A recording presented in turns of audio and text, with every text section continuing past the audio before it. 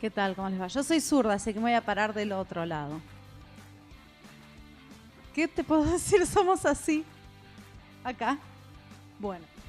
El tema es el siguiente, chicos. La realidad es que, bueno, como editores nos pasa que nos traen prototipos todo el tiempo y muchas veces nos lo dejan para que lo juguemos y no lo podemos jugar. ¿Sí?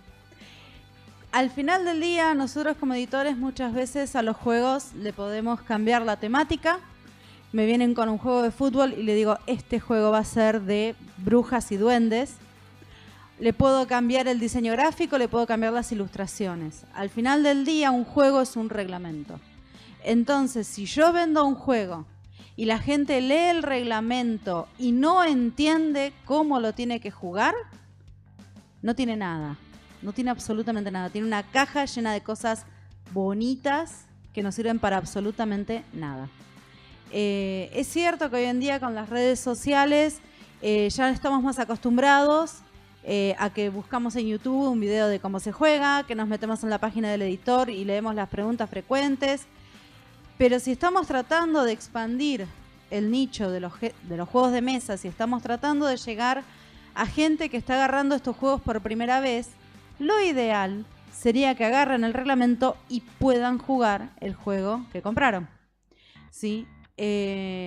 Nosotros ya editamos 7 juegos y estuve haciendo un recorrido. Todos los manuales de nuestros juegos los retoqué y hice toda una investigación leyendo y analizando manuales de varios juegos muy famosos y encontré como ciertos elementos comunes a los reglamentos mejor explicados. O sea, agarré juegos bien complejos como puede ser el Game of Thrones o cosas así, que uno dice, uy, pero este juego tiene un montón de reglas. Y sin embargo, agarré el reglamento y lo pude jugar. Agarré esos reglamentos y extraje lo que les traje hoy, que es lo que estamos aplicando a nuestros manuales. Básicamente la estructura que yo estoy usando es esta. Empiezo por los datos básicos del juego, sigo por un resumen, el objetivo, listado de componentes, si es necesario un glosario de esos componentes, no siempre, depende de qué tan complejos o de la cantidad de elementos tiene ese juego. Lo siguiente es cómo preparo la partida, el seteo inicial del juego. Se explica, dependiendo de la mecánica del juego, voy a explicar cómo es la ronda o cómo es el turno de juego. ¿Qué elementos desatan el fin de la partida? ¿Cómo se puntúa? Si hubiera reglas avanzadas, acá es donde las pongo. Ya lo vamos a ver. Y termina con créditos y agradecimientos, si es que los quieren poner. Los datos básicos son el nombre del juego, el tipo de juego, quién lo diseñó, cantidad de jugadores, tiempo estimado de juego. Por ejemplo, en el Corona de Hierro es un juego de estrategia diseñado por Franco Toffoli para 3 a 5 jugadores. El tiempo estimado de juego es 40 minutos. Esto, si prestan atención, está en muchísimos de los juegos que ustedes tienen en la ludoteca. Es lo primero que vemos cuando abrimos el manual. ¿Qué es lo que nos vamos a encontrar? Muchos de estos datos están también en la caja, pero bueno, uno los repite en el manual. Lo siguiente, un mini resumen. Esto no puede superar el párrafo. ¿De qué se trata temáticamente y cómo hago para ganar el juego? ¿Qué es lo que tengo que hacer para ganar? ¿Qué es lo primero que la gente quiere saber? Por ejemplo, en Imperios Milenarios, los jugadores asumirán el rol de emperadores, cuyo objetivo es extender su civilización, controlar nuevos territorios, conquistar ciudades. Para ganar, es importante descubrir nuevas tecnologías, acumular tesoros, construir maravillas. Ya con esto yo todavía no sé jugar, pero ya sé en qué me tengo que enfocar cuando empiece a jugar. ¿Sí? Puede ser más o menos temático. Por ejemplo, en el del Corona de Hierro ya te plantean que estás en Europa del 800, que el rey Carlos está muriendo sin herederos, y te da una introducción temática. Es más grande, sigue siendo un párrafo. Y una vez que termina el seteo histórico, empieza, cada jugador es un noble. Quiere aumentar la legitimidad de su reclamo a la corona. Puede hacer esto, esto, esto. Gana el noble más poderoso aunque el trono quede en manos de otro. ¿Qué te está diciendo? No te enfoques en ser el rey, porque no necesariamente el que sea rey gana. Este juego es a puntos de victoria. Esto es tu primera introducción al juego y te da un pantallazo de con qué te vas a encontrar.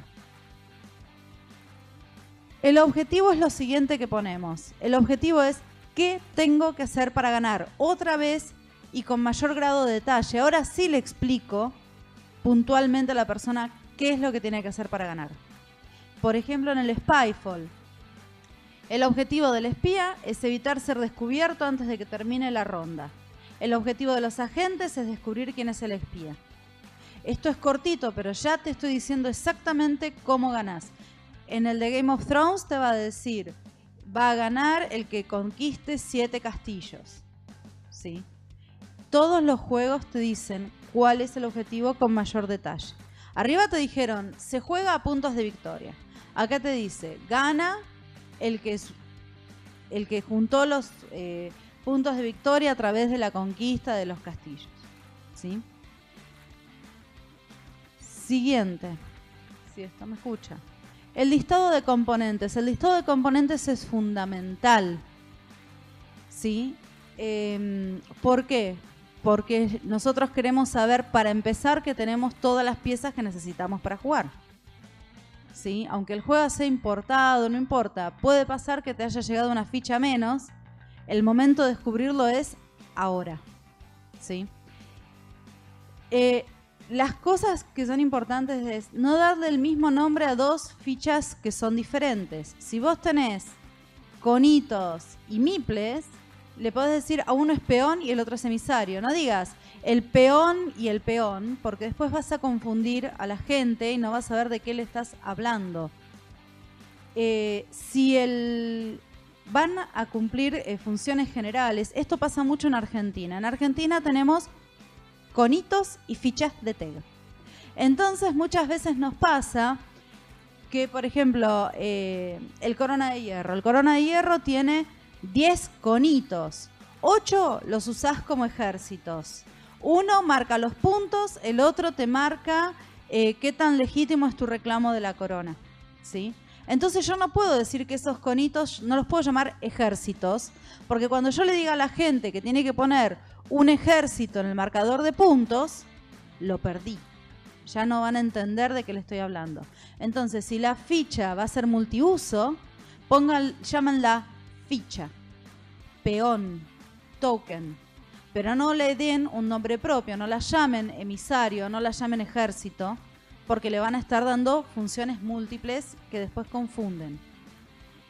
Y cuando los nombres son temáticos, por ejemplo, vos le decís a la persona, esta caja incluye 10 tótems de civilización y 40 emblemas de globalización. No tenés ni idea de qué te están hablando. Y a veces me ha pasado tener que ponerme, de este hay 12, tiene que ser este. Es malísimo. Entonces, si vamos a usar nombres muy temáticos que tengan que ver con el juego, perfecto, pero incluyan una foto con una flechita que diga, este es tu tótem de civilización y tenés que tener 12. ¿Sí? Estos nombres manténganlos. Es un manual, piénsenlo más vale como si fuera el manual que usan para operar la freidora. No es una obra literaria. No empiecen a usar modismos y florituras, mucho menos para los nombres de las fichas. Si vos dijiste que esto es un peón, llámalo peón el resto del manual. No puede ser en la página 2 peón y en la página 3 un token y en la cuarta la ficha amarilla, porque vas a perder a la gente en el camino. ¿Sí? Cuando el juego tiene muchos componentes es conveniente que incluya un glosario. El glosario ya no, la lista es taxativa. 10 tokens, 40 fichas de text de 4 colores diferentes. Un tablero. En el glosario, en cambio, los estamos describiendo. Es importante que esta descripción respete el orden que usaron en el listado. O sea, si vos en el listado lo primero que pusiste fue el tablero y lo último fueron las cartas, no describas primero las cartas, porque estás mareando a la gente. Puede pasarles que cuando ustedes estén armando el glosario tengan que cambiar el orden de la lista de componentes. Bueno, cámbienla. Si están en Word, lo están editando, ¿sí? Yo trato también de... Cuando hay un juego de tablero, trato de empezar con el tablero. ¿Por qué? Porque en el tablero se va a montar el resto del juego. Es como el ítem más importante de ese juego. Entonces es lo primero que voy a escribir. Si yo te describo primero todas las cartas y después vuelvo al tablero, queda medio extraño. Es generalmente conveniente ir introduciendo a las personas en los componentes desde el más importante al más irrelevante, ¿sí? No hablen de reglas en este punto. Yo estoy tratando de ver qué elementos tengo en el juego. Entonces no me expliquen cómo usar los juegos. Me retan. No me expliquen en este punto cuáles son las reglas, para qué sirven las cartas. Por ejemplo, en el Corona, yo tengo cartas de iniciativa política, cartas de iniciativa militar. La de iniciativa política le da a los jugadores ventajas relacionadas con las acciones realizadas por emisarios y la posesión de castillos con banderas. Si se terminan, es una de las condiciones de fin de partida. Y las de iniciativa militar le dan a los jugadores ventajas relacionadas con las acciones realizadas por ejércitos. Si se terminan, es condición de fin de la partida. No estoy explicando ahora todavía, carta por carta, qué efectos tienen, ¿sí? Y fíjense que tengo cartas de iniciativa política, cartas de iniciativa militar. Es prácticamente el mismo párrafo cambiando en qué es lo que cambian. No explico dos elementos similares de manera totalmente diferente. No es casualidad que yo digo, el hecho que se terminen las cartas de iniciativa política es una de las condiciones de fin de la partida. El hecho que se terminen las cartas de iniciativa militar, miren qué lindo typo, es una de las condiciones de fin de la partida. ¿Por qué eso? Porque fue copy-paste. ¿Por qué copy-paste? Porque cuando uno va leyendo la misma frase detecta más rápido las diferencias que había entre una y otra. En cambio, si usamos frases diferentes, pierdo de vista lo importante, qué es lo que cambió de una carta a otra, ¿sí? Tenemos que concentrarnos en eso y no en que sea elegante. La preparación de la partida, nada es obvio, ¿sí? El error más común que yo veo es cuando me ponen en el manual, poné las cartas en el centro de la mesa. ¿Boca arriba? ¿Boca abajo?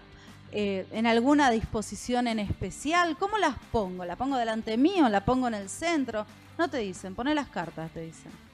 No, ya ahí ya tengo una traba enorme.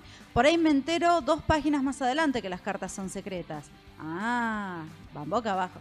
No sirve. Yo acá tengo que saber cómo armo la mesa de juego, ¿sí? Nada es obvio, ¿sí? Colocás el tablero en el centro de la mesa. Le das 2 escudos a cada uno. Cada jugador elige un color. Ponés un peón en tal lugar. Chicos, no me necesitan a mí ustedes. Te juro que no, la gente no. Y así, por puntos. Tac, tac, tac, tac. No armen un párrafo eterno. Piénsenlo como en una receta de cocina, si tuvieran que hacer los pasos para hacer una torta, ¿sí? Abrís el paquete, sacás el polvito, mezclás los huevos, tin, tin, tin. No den nada por sabido porque va a ser obvio para ustedes, pero no para la persona que no los conoce y abre este reglamento, ¿sí? Ronda y turno. Esto es un poco una convención que yo encontré, que es que se habla de ronda cuando jugamos todos los jugadores. Por ejemplo, cuando yo estoy en el Puerto Rico, yo elijo que va a construir todos construimos. El siguiente dice que va a vender, todos venden. Y eso es la ronda del juego. En cambio, cuando hablamos del turno, es el turno de un jugador. Yo en mi turno puedo hacer estas y tales acciones, ¿sí? Sea que el tipo de juego que ustedes le están haciendo al manual necesite que ustedes describan la ronda o los turnos, siempre lo primero que tienen que decirle a la gente es quién empieza.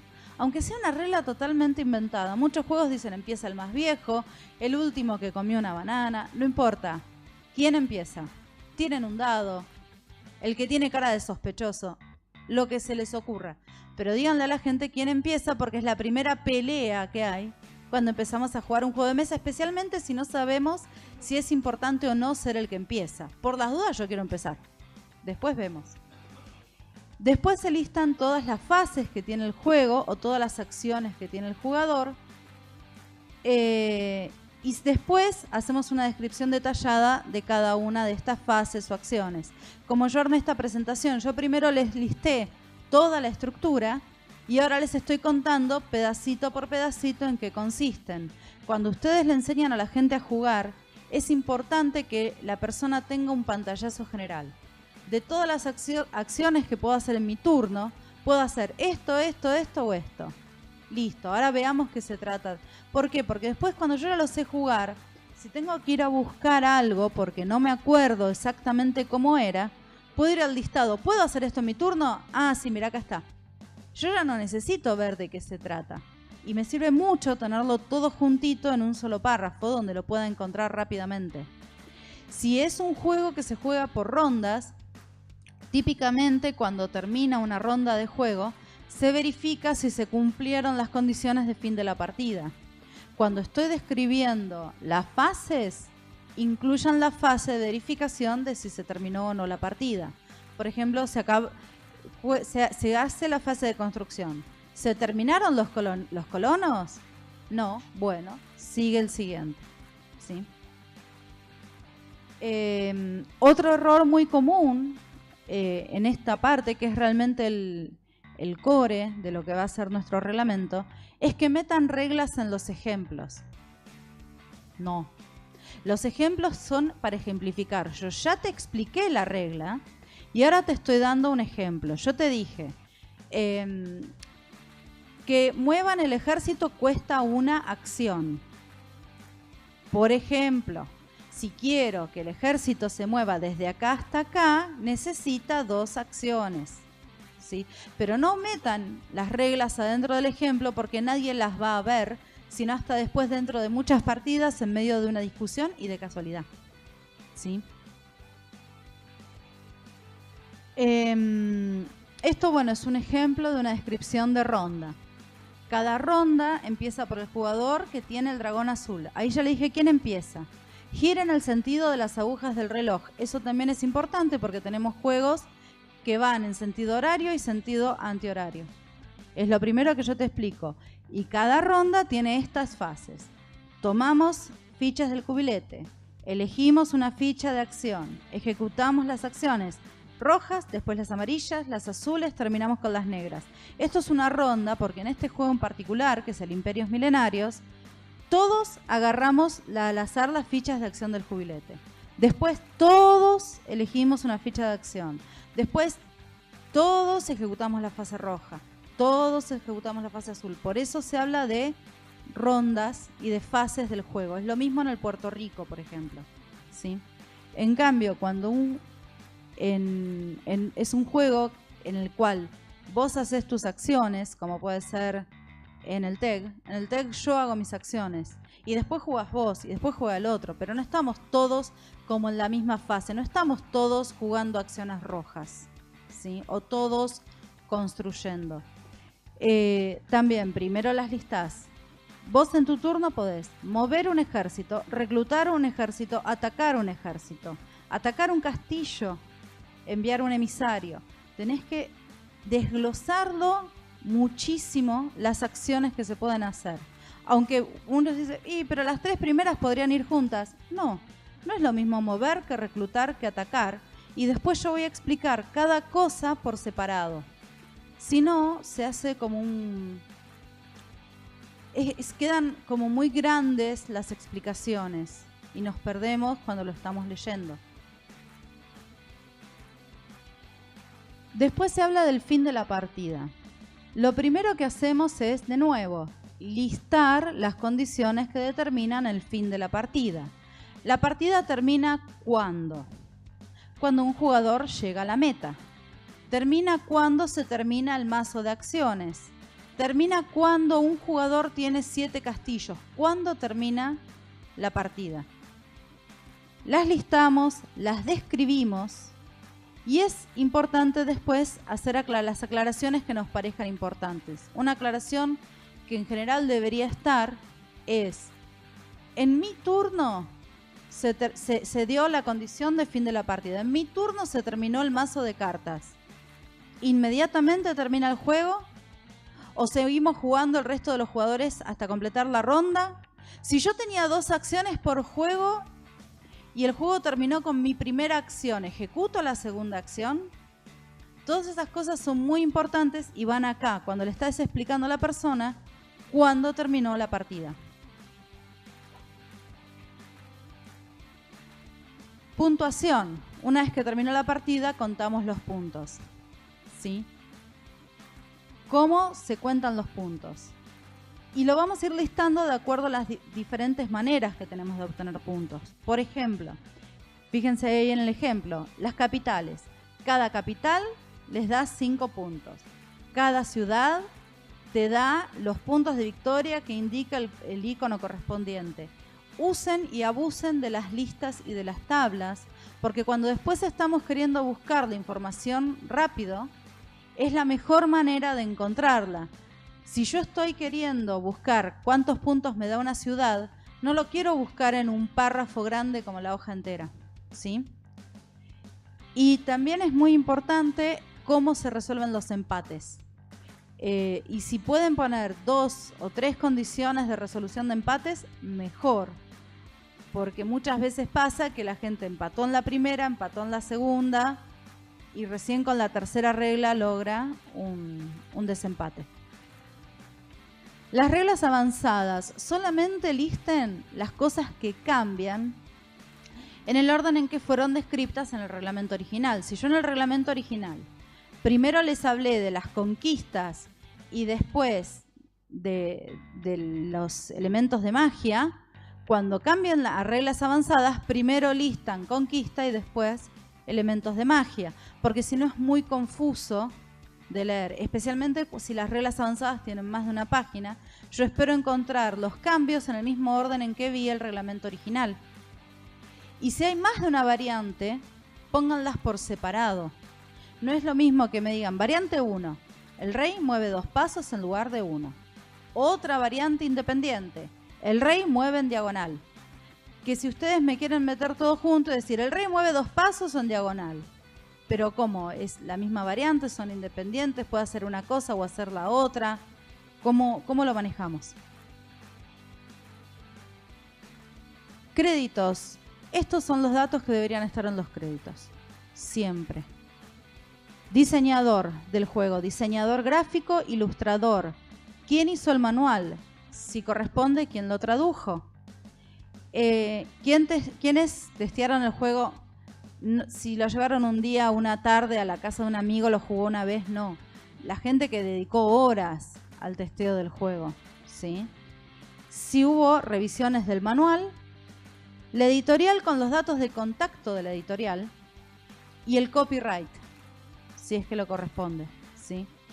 Estos datos son muy, muy importantes que estén al final de la página del manual. Y me despido con algunos tips. El primero, usen el corrector ortográfico. No le tengan miedo. Word sabe lo que hace, chicos. Pídanle a varias personas que lo revisen. A todos nos pasan que después que escribimos muchas veces el manual, dejamos de leerlo, no lo leemos más. Creemos que lo estamos leyendo y en realidad nuestro cerebro está saltando de a 20 palabras por vez. Yo lo que hago habitualmente cuando termino de armar un manual, lo subo a un Google Doc, lo pongo en la BGG que les mencionaba Ezequiel antes y tengo 15, 20 personas haciéndome comentarios. Y realmente es increíble la cantidad de cosas que a uno se le escapan. Siempre, es inevitable. Es importante también, en la medida que lo puedan, que todos los juegos tengan una ayuda a memoria o guía rápida, especialmente si el manual tiene muchas páginas, porque ayuda a que la gente lo pueda jugar de entrada. Puede ser un cartoncito individual por persona, puede ser la última página del manual. Búsquenlo, pero la primera vez que yo voy a jugar al Game of Thrones, si no tengo una guía rápida, no avanzo. Es muy, muy difícil. Y lo último que les recomiendo para el manual es que contraten a un diseñador gráfico. El diseñador gráfico no solo les hace bonito el manual, ellos tienen la capacidad de disponer la información en la hoja de manera tal que sea mucho más legible y entendible. Saben dónde poner las imágenes, qué fondo usar para que sea fácil de leer la tipografía que eligieron. Hay muchos manuales de juegos famosos que tienen un fondo muy fuerte, con letras muy claritas, no se puede leer, ¿sí? Esto es el juego. Si ustedes no lo cuidan, no hay juego. Hay cartas, hay fichas y nada más. Yo esto lo voy a subir a la página de Facebook de Geek Out. Así que bueno, cualquier cosa lo pueden bajar de ahí, especialmente los listados y contenidos. Bueno, espero que les haya servido, chicos.